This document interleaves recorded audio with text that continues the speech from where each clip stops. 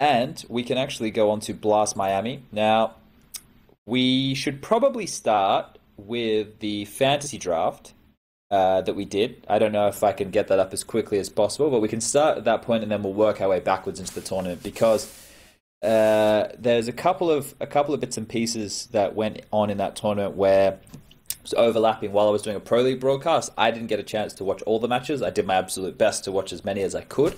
But I was surprised, I guess, namely that there was a bit of resurgence from two teams that we had completely not written off, but that it was over going, oh yeah, well, we feel like they can come back. Both the side of MIBR, I was going to say SK still, and FaZe have in recent times, not really shown us too much to get excited about. And both these teams had some interesting results coming through in this tournament, right? I think that's the standout of this. Liquid getting to the final and flopping, well, that's another question mark. But for me, it's the FaZe and the MIBR discussion.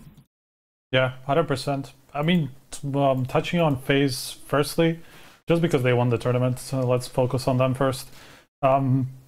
This really, well, I mean, obviously from the second day, because on the first they just looked like the FaZe that we kind of knew from the previous tournaments as well. After Star Series and flopping there, when I saw those first couple of matches that FaZe played, I don't really remember who they were against, but it wasn't Astralis because they beat Astralis on the second day. They lost to Liquid and someone else, and they tied with MIBR. Oh yeah, that's right. Tied with MIBR, lost to Liquid. Didn't really look too convincing, right?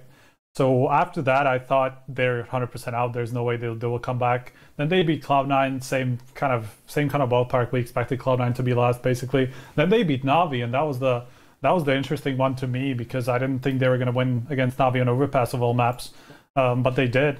And generally, this phase, even just like, especially touching on the final where they just look super confident, and sure, a part of it was down to Liquid just completely disappearing, basically, for most of the series. Sorry? Classic. Exactly. Kind of. I feel like at some point they'll finally break through it, but it doesn't seem to be the case just yet. But anyway, this kind of phase looked like the phase that we knew from back when Guardian and Olaf came into the roster, basically. Just because once they got the confidence, they just ran through everybody, and they just ran over everybody. And they even ran over the Astralis on Dust 2, which was the surprising one to me. We're going to get to Astralis later. But in that match, I was really, really surprised because they basically looked like better individuals across the board, and Astralis were really looking like they had an off day. So, yeah, definitely a phase that if you give confidence to, they will still be a very big threat. Prof? That's the problem with Blast. Like, what can you actually draw from this? A couple of best of ones, like first day phase, nothing special, like as you said. Next day they went 2 best of ones. They beat 3 in total. I mean, they beat Astralis that doesn't look like Astralis, looks like a Chinese knockoff Astralis version or something. Like, what can you draw from this? Is this win a good, like, FaZe playing so well, or is it just Astralis not playing well? We didn't see, like, Astralis obviously didn't play well, so maybe we can't give that much credit to FaZe. And then you have the grand final where Liquid just does the classic Liquid and doesn't even show up, ruins another grand final. Just like, I don't know what can you actually say? I don't know. I'm with you there. I mean, the broader strokes, yeah. One thing that we do need to say is Duran and how he kind of turned around a really bad day one, where he was by far the worst rated player of the event after day one, where he was something like 0.70 rating or something like that after those first couple of matches, one loss, one draw. And then he turned it around to being like their potentially like second to third best player, basically. And he was just super consistent from the third match on. So that's one thing that we kind of do need to look at and see it as a big key to why FaZe managed to turn it around, because I don't think they would be able to do it without him, not even close. So that's definitely one thing. We always expect Nico to be able to put up a good fight. Sure, what Rain showed in that final, that was really surprising to me because we obviously haven't seen Rain in this kind of form for a while. So that's what I'm saying though. Like this was just looking like the FaZe with confidence that we knew from maybe like a year and a half ago or something, when they got that new roster and when they were looking super dominant. It's just like they were playing a fairly similar style. They haven't really changed all that much, even with YNK. And this tournament kind of showed what they can still do if their individuals actually show up and if they have the confidence to do so. Because that's how it looked like to me. Do we think though? So I think there's a couple of things to maybe unravel from all of this. I agree in the sense of we've always thought, and the same thing we can say for MIBR, that the danger is there because we know the caliber of the players. It's just we said this last time that it would be impossible to think that all of these players are just over the hill, like that they're just never going to have a good game ever again. So if we decompile first of all and we look at the fact that in the scope of this tournament, there were definitely some really good games of Counter-Strike, right? Like there were some entertaining games of CS. In terms of the broad strokes, which is what you're talking about, Prof, we can't talk too much about what this means for the landscape of Counter-Strike because it's not a big enough sample size, right? We're not going to sit here and go, well, Cloud9, the score was 16-13 against Na'Vi. That means they must be pretty good, right? Like we can't do that. That would just be disingenuous of us to say that off of this sample size in the tournament. But we can potentially theorize what these results mean for certain teams, right? So FaZe Clan, the confidence there, do you guys feel that will lure them into a false sense of security that this roster as it is right now can still be threatening on a regular basis, or that they'll still be considering that they need a roster change to get a real in-game leader involved? I think they'll still consider it that way. That's kind of been the recurring theme from interviews, that whenever we mention this in-game leading thing, they say, yeah, we're ready to give up on it anytime. Basically, anytime we find somebody that fits the role that we really like, we're going to give up on it. I don't think this changes anything. Nico will still feel the same way about in-game leading unless they just start dominating and they actually start being really consistent, like at the next couple of events. I'm not really sure which tournaments they're going to attend now. That's probably Guilya and Sydney. So, probably, yeah. But if by any chance they win their group convincingly in Europe and then win Sydney, then I could see something changing in their minds about this in-game leadership thing. But with this one win, which is basically three best of ones, and a series against Liquid, who really did flop in the final, I don't think they're stupid. I don't think they're taking this as anything more than it actually is, than just a potentially like a one-off win, because we saw them do that with when they had like standing issues at the in the previous year as well. Every now and again they just reached this peak, and obviously they weren't able to maintain it. So I don't think even they will think this way, that they will be able to contend for titles consistently all the time. I think they still know that there's a lot of work to do. Yeah, but at least it gives them, as we mentioned, it gives them a bit of confidence moving forward, as they have been just like unable to do anything of note for such a long time. So yeah, winning a tournament, I think if Lucas can bring up the Nico MVP picture, like his smile, like how much happiness the guy has to finally win again. Just quickly, it's just so perfect. I was watching some of the matches with Machine while we did split Twitch so we could keep our eyes on both things. And when Astralis were losing, everybody else was so much happier. Like everybody else, you could see the MIBR guys; they were having a good time. Like even though Na'Vi were having struggle, like there were smiles there. Fucking FaZe are smiling. When Astralis are losing, everyone else in the Counter-Strike world seems to be happy. And like that is just a bit of a wild thing to be going on, right? Like, because I put Astralis on the super high pedestal and I love what they've done to Counter-Strike because it's had to make everybody much better. But you can see just how much of a beating that they've put down on everybody for a long period of time. You think back to Sao Paulo, Liquid were ecstatic with winning one map against Astralis, like in a best of 3 series. Like, fuck yeah, we got a map, boys. Like, when in the world has that ever been? Like, that just shows you the domination. It's almost like you do like a bit of a Star Wars reference. Astralis are the fucking Empire, just destroying everybody, just rolling around in their fucking zoom in at that, Lucas. Let's go. It's just it hadn't seen emotions like that out of a lot of these players for some time. It was just pure elation and happiness. Yeah. And that's what we were talking about, right? Like, sure, people talk about the Straws playing boring, but then it makes it so much more exciting when they actually lose. When other people start beating them, and when they lose a tournament. This was great. This was amazing. This kind of like, especially their losses to MIBR, which was obviously super convincing, 16-2, and then to FaZe, which was a 16-5. And in the middle of it, they also lost to Liquid, which was actually a really good game. It looked like it was going to be one-sided towards Astralis, but then kind of turned back.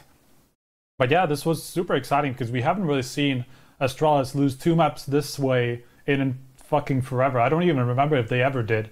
Like, they lost in Stockholm. They lost that 1-2 to North. But even then, yeah. Actually on Overpass, I think that was, like in the final on Overpass, I think that was also kind of one-sided as far as I remember, if I remember correctly. But anyway, it's been super long since we saw Astralis across multiple matches. Sure, it's still best of ones. It's basically across multiple maps rather than matches, and see them get such a beat down. And that was another big takeaway for me. I mean, not a big takeaway, but the problem is I didn't get to watch their first 2 matches. I was actually focusing on like one of the other ones, but I rewatched it just in case, just to see whether there were any signs of them perhaps slowing down or anything, or any kind of indication that this was going to happen on the second day. There was none. They still looked like the amazing team that we've known them to be for this year-long period now, basically. They still look just as good as they ever did. And suddenly, like, second day and everything breaks. I don't know what happened there. If it was just a bad day, because this is a concept that we haven't really seen from Astralis. A bad day doesn't exist in the world of Astralis, basically. Like, we don't see them losing to multiple opponents on the same day, basically. That's what we haven't seen for the longest time. So that was the exciting part for me. All right, well, I guess we can go from smiles of the players who have, I guess, put a little bit of damage into Astralis to smiles of Prof. Can we bring up the fantasy draft, Lucas, please? Jesus Christ, that was a beatdown as well. This one here, ladies and gentlemen, if you tune in, which I hope a lot of you do, we do the snake draft. We do the way that this was originally intended when released by HLTV.org, and that's why some of our teams look bad, namely Striker's team this time. But one of the things that we need to point out here is that Prof destroyed us. It wasn't even close. It wasn't a competition whatsoever. So congratulations, Prof. I think that's back-to-back victories for you. But can we go into his team, please, Lucas, just so we can now extrapolate why it probably will never happen again. I was the only person not. They're saying it was a fluke. I'm not saying you winning was a fluke. I'm saying in the fashion in which you accumulated so many points, there was definitely a fluke. Yeah. You picked Fur and Fallen, who are 2 individuals who have not had the most fantastic tournaments by any means over the last several months. So there, how many points did you get for those 2 players?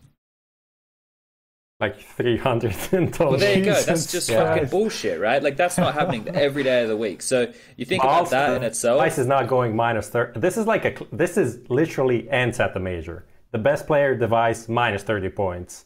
You have the X7 of my team Fallen. He gets minus 28, and he's still fucking win by a landslide. That's insane. Yeah, this is kind of insane. So you obviously you had the Nico and Naf pick, which are good ones there. But Fur and Fallen, I think we could all say they overperformed based on recent form.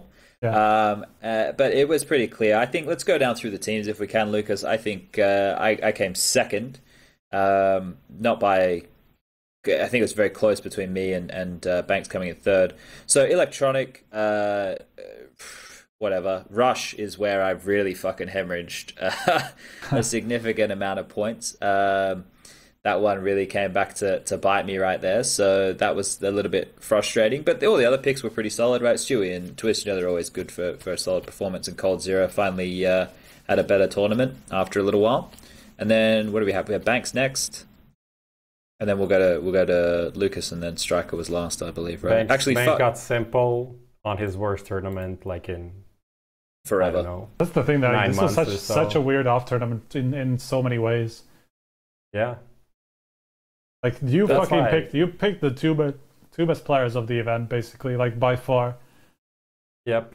And then I mean, Nico Naf was and a good pick, I think. Oh, Naf would have been both Nico and Naf are obviously like pretty good picks, no matter what. But obviously, like this tournament, they just fucking went ham, both of them. Yeah, I mean, Naf was underperforming for some time, but like I at least believed he would bounce back sooner or later. So it was just about when that would happen. He still has good tournaments though, basically all the time. So it's not like he's ever gonna go into negatives. He's always gonna be a solid pick.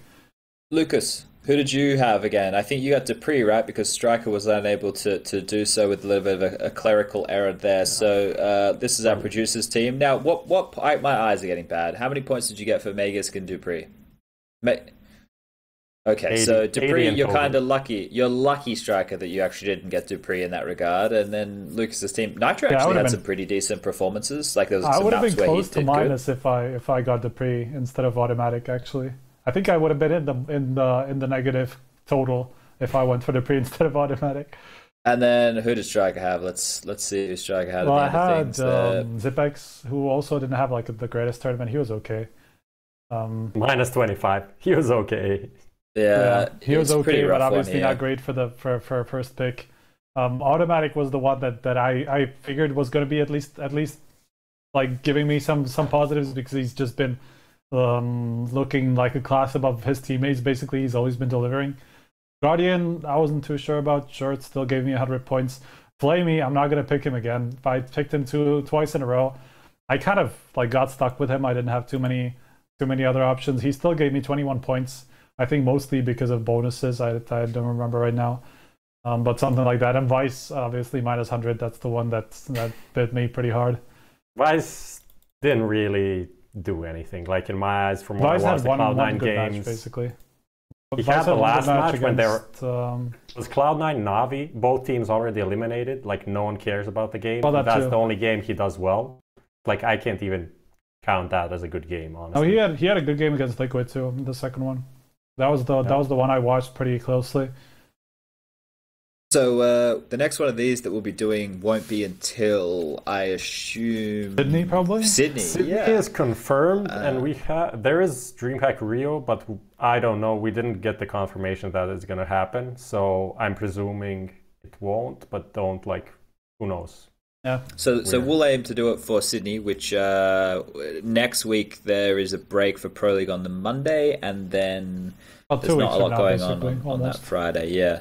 So we'll see if we can fit in some shows before then, so we can get the draft going again. Maybe we'll have some guests come in like we did previously with Moses and Smooya. We'll see what we can get together, and maybe even get a prize on the line. And speaking of prizes, we actually have to draw the winner here of this is the main one from HLTV.org, right, Prof? I think you know more than me.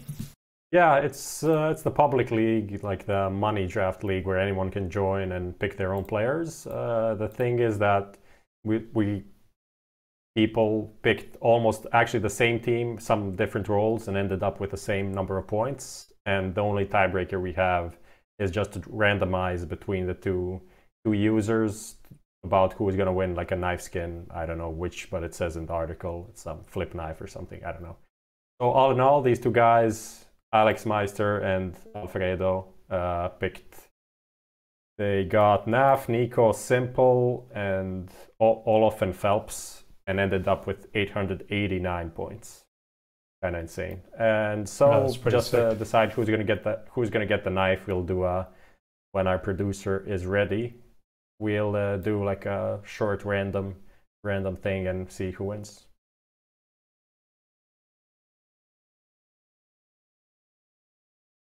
Start. Okay. Stop. This is delayed on my... That was pretty easy, right? It's delayed for us. It's not going to be delayed on the stream.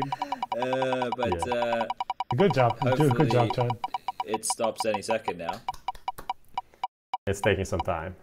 Well, it has to do the realism, right? So you can't fake this at all.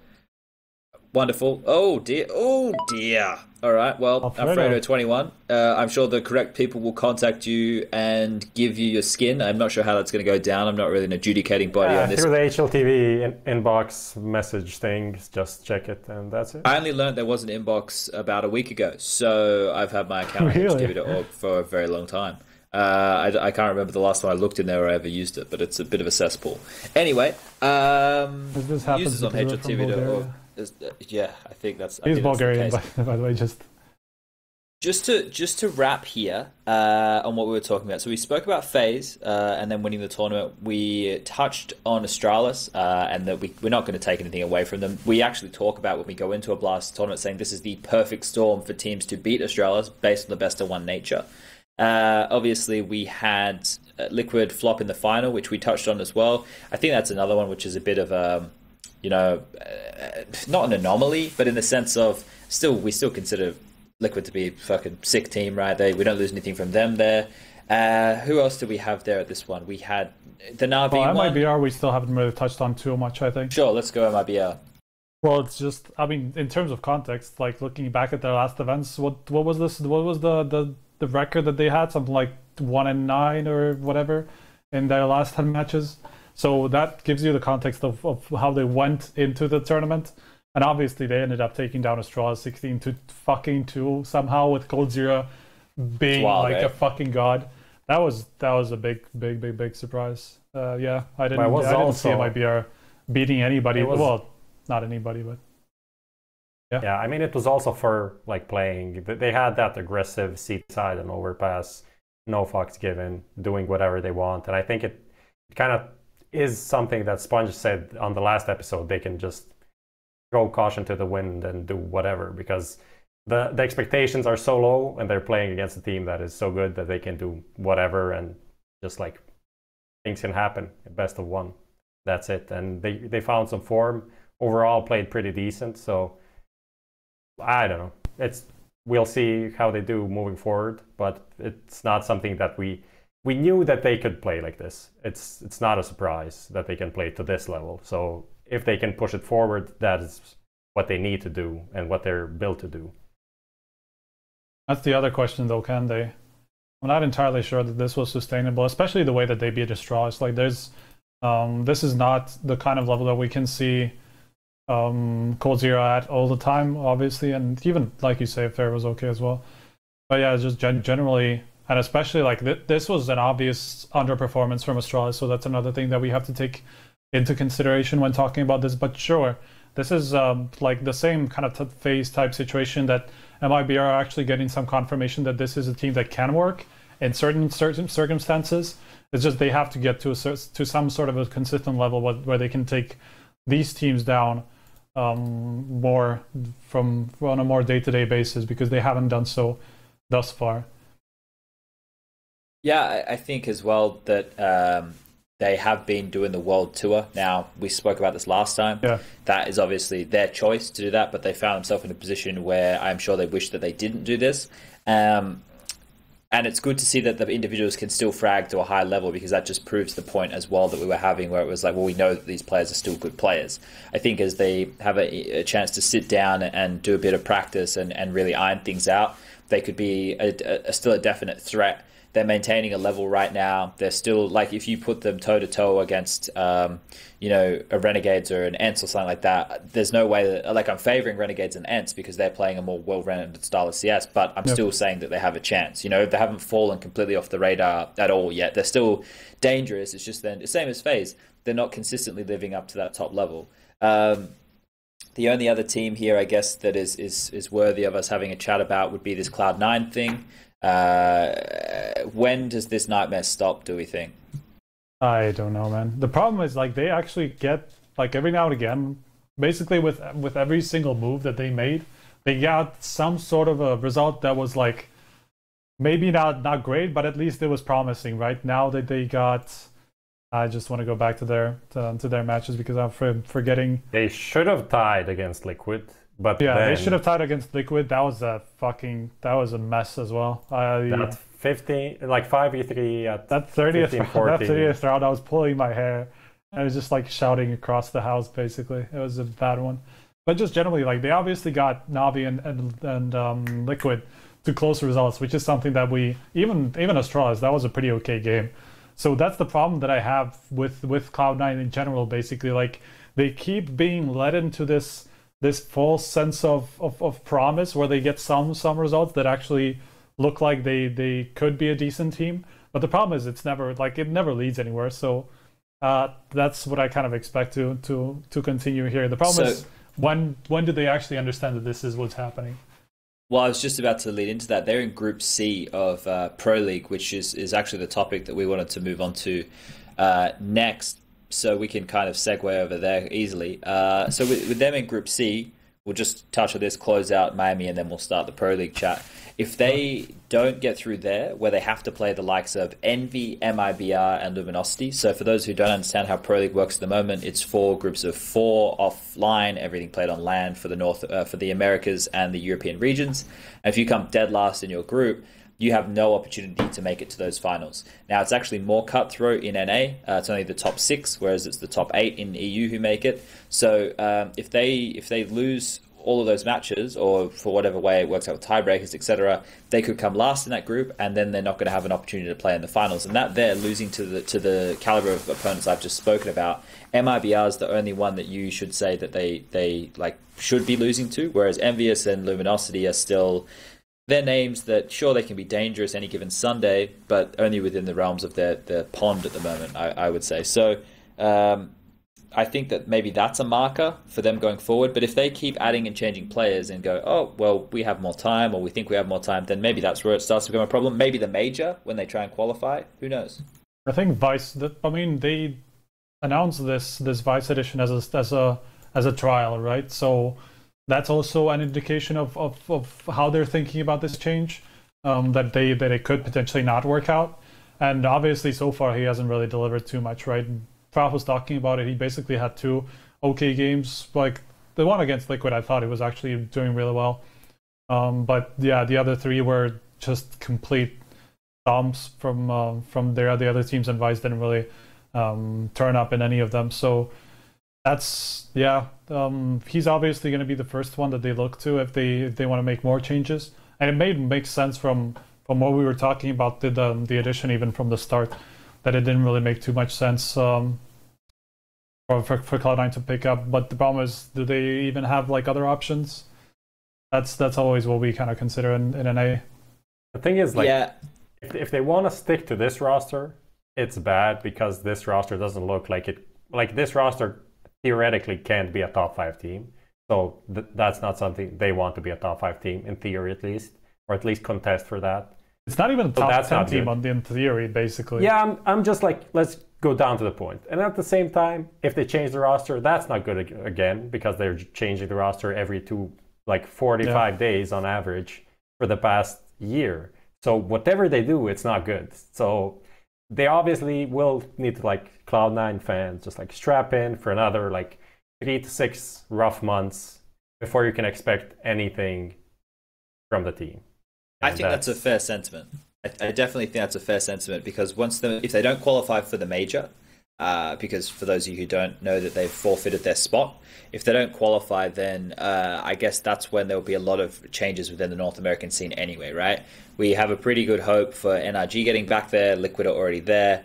If all these teams go and they fail, maybe Wardell from Ghost will be fed up of not being able to play at a major with his current team, etc. They can pick pieces of the puzzle, because Cloud9 have a lot of weight to throw around, right? They're the biggest name in North American CS. They have a shitload of money, and maybe it's exactly that. They just need to wait for the time to expire for them to be able to get the players that they need or want, and they definitely should build a North American roster with at least 4 of their players being from that part of the world. I understand it's difficult to get yourself a good in-game leader, so maybe if they really want to hold on to Golden for that, then that could be the one thing that they do. But I just think that make it primarily a North American roster, because this is what the fans, they look for. That's what they want, right?